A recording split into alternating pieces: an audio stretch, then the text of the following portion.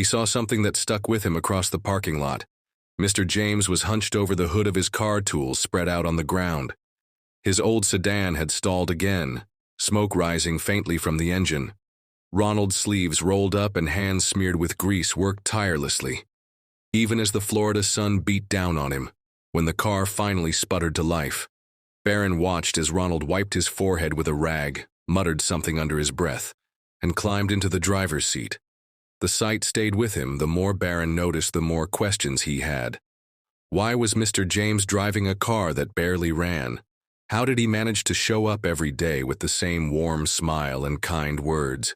Despite what looked like endless struggles one afternoon, Barron worked up the courage to approach him.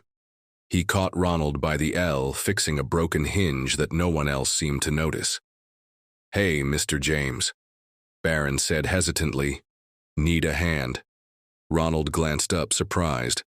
"Well, hello there, young man," he said with a grin. "I think I've got it, but I appreciate the offer." Barron lingered watching as Ronald finished the repair. "You're always fixing things," Barron said after a pause. "Do you ever get tired of it?" Ronald laughed, a deep, genuine sound that seemed to carry the weight of his years. "Oh, sure, but someone's got to do it right. Besides, there's something satisfying about making things work again." That conversation was the first of many. Over time, Barron began to learn more about Mr. James.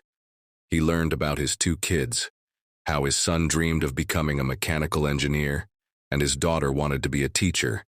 He heard stories of Ronald's late wife, the love of his life, and how her loss had shaped him into the man he was today. Ronald never complained, but Barron could hear the undertone of exhaustion in his voice, the subtle hints of the sacrifices he made daily to provide for his family. One day Barron asked the question that had been on his mind since that moment in the parking lot. "Mr. James, why don't you get a new car? That one looks like it's ready to give up on you." Ronald chuckled, shaking his head. "A new car, huh? Well, those things cost money, Barron. And money is not something I've got a lot of. Besides, as long as it gets me where I need to go, it's good enough for me." But Barron couldn't shake the thought. The more he learned about Mr. James, the more he felt the weight of his story. Ronald James wasn't just a janitor. He was a father, a mentor, and an unsung hero of the school. He quietly poured his heart into everything he did, asking for nothing in return. It didn't sit right with Barron. He knew he couldn't solve all of Ronald's problems, but maybe he could do something to make his life a little easier. That night at dinner, Barron brought it up with his parents. "You know Mr. James, the janitor at school?" he asked, pushing his food around on his plate. His father nodded. "The one who's always smiling." "Yeah, I've seen him." Barron set his fork down, his expression serious. "I think we should help him. His car barely runs, and he works so hard for everyone at school. He never asks for anything, but he deserves more." His mother tilted her head, studying him. "What are you thinking?" Barron hesitated for a moment before speaking. "I want to get him a car, something reliable, something he doesn't have to fix every weekend just to get to work." His parents exchanged a glance. "That's a big gesture, son," his father said carefully. "Do you have a plan?" "I'll figure it out," Barron replied, his voice resolute. "He's done so much for all of us, and I can't just sit by and do nothing."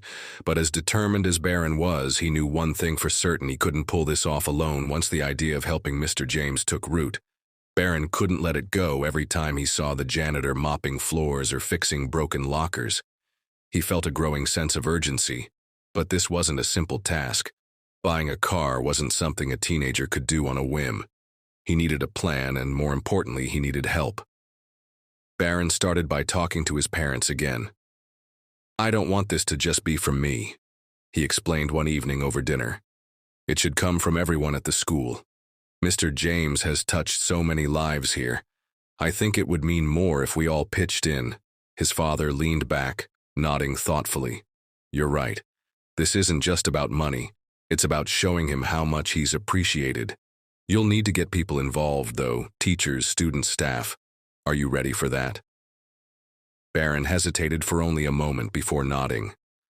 "I'll do whatever it takes." The next day, Barron started putting his plan into motion. He approached a few trusted classmates, first sharing his idea in hushed tones during lunch. "You know Mr. James, right? The janitor. He began testing the waters. Of course, one of his friends said he's awesome. Why, Barron leaned in his V.